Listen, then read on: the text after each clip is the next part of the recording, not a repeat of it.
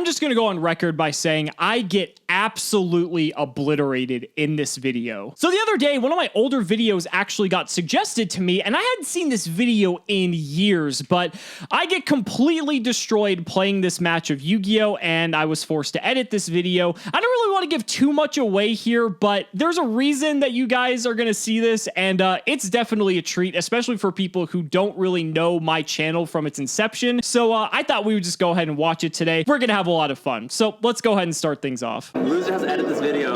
So whoever loses has to lose 3 hours of their life. So you guys may have noticed the time on this video. It's at 11:22 at night. For anyone who's never been to an LA regional, it's basically like going to one of the largest Yu-Gi-Oh tournaments anywhere that would take place in the country, because California is so population dense. So many people show up to the LA regionals that their tournaments sometimes go until 11 midnight, maybe even 1 in the morning in some instances. And it's always like that. They've never been able to alleviate it. I think the end of match procedures, because this did take place back in 2014, I think the end of match procedures kind of helped with this, but still, people from California can tell you that it's rough if you're going to an LA regional.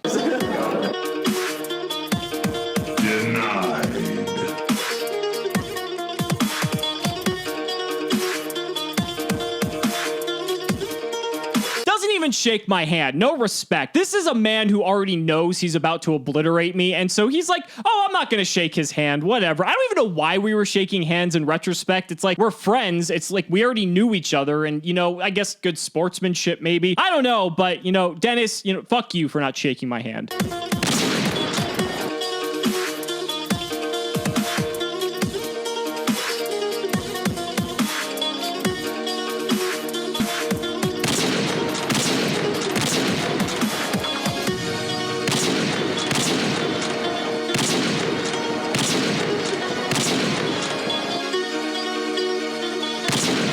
So for people who have never played Sylvans, that's like kind of like the ideal opening, where you'd open like Curry Bandit, mill a bunch of cards, get another Sylvan Charity. I mean, that's already great. That's basically like graceful charity for the archetype. And he even got a Sylvan Princess Sprout for his troubles. He also has 2 back row, one of which, if you had a keen eye, you'll already know where this is going. Great start for Dennis, so let's see how this progresses.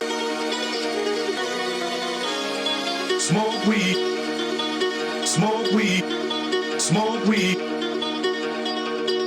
I should also bring up that when I decided to edit this video, it was very much inspired by the old like MLG 420 edits of like the Call of Duty montages back in the day. That's why you hear like the Modern Warfare 2 intervention every time Dennis is playing a card. You hear the smoke weed, you know, from every time I'm playing a card. Different things like that. I just wanted to have fun with this video because, you know, I lost the challenge. So you already know I lost, but it's about to get a lot worse. Trust me. Smoke weed every day.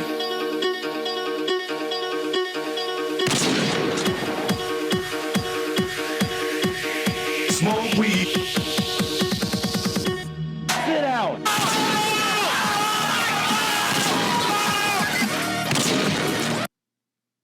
Yeah.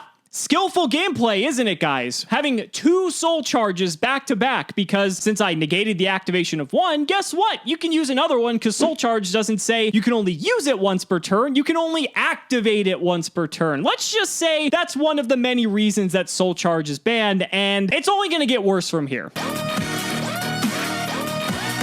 Smoke weed. Smoke weed. So let's just talk about this for a second. He had Royal Decree as backup as well against Tellarknight, which Tellarknight's notorious for playing a very high density of trap cards, to stop my Soul Drain that was just main deck teched back at the time for the way the format was. And yeah, so he basically had the God opening. He had Sylvan Charity into Sylvan Charity. He had a Curry Bandit for his first turn normal summon. He had a Royal Decree to stop any sort of interaction that I would have. And he also had not 1, but 2 soul charges. Could it really have gotten any better for him? Smoke weed. Yeah, it could have, because he also happened to have main deck Forbidden Chalice for my Deneb that I just so happened to luckily get off of my Call of the Haunted so that I'd have something to defend me, but it's just going to keep going downhill from here.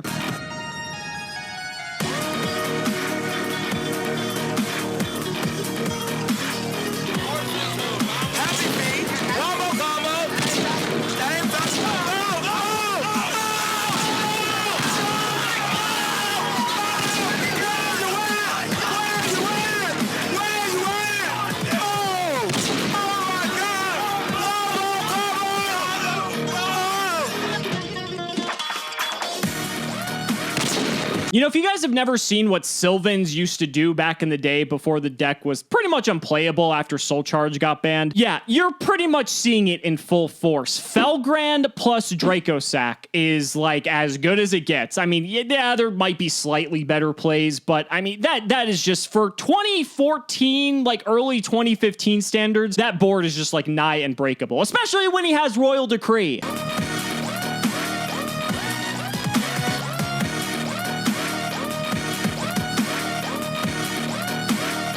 Smoke weed. I cannot tell you how much it hurt to see that Vanity's Emptiness there. In all fairness, he did have Royal Decree, so it wasn't going to matter. Probably not. But yeah, this was also when Vanity's Emptiness was legal. Not much more to say. It's like when you draw the hand trap for turn and you didn't open any hand traps and your opponent just like full comboed on you. That's basically the same thing. Smoke weed. Smoke weed. So for anyone who's not familiar with Tellarknight, after activating Duality, which you are not allowed to special summon, I normal summoned a copy of Vega in attempts to special summon a copy of, looked like Unuklahai, but I'm not 100% sure. And yeah, you can't do that. I think I was just so tilted at that point at the fact that he had opened just absolutely broken against me. And it was also 11 o'clock at night, but no words. I was already dead anyway. I think I was just trying to salvage any possible hope that I could, and that just wasn't happening. Like, let's be honest here. If my hand is Vega Unuklahai 2 back row, what am I really accomplishing under Royal Decree in the face of Felgrand Draco Sack? Literally nothing. Another Sylvan Charity, by the way.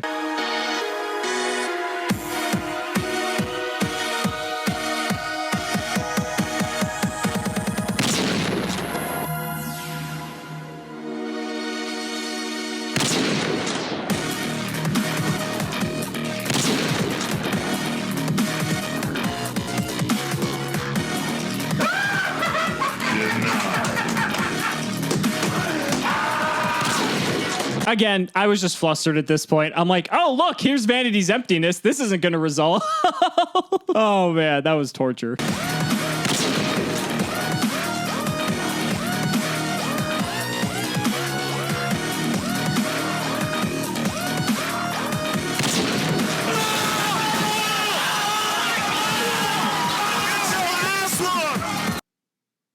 Yep.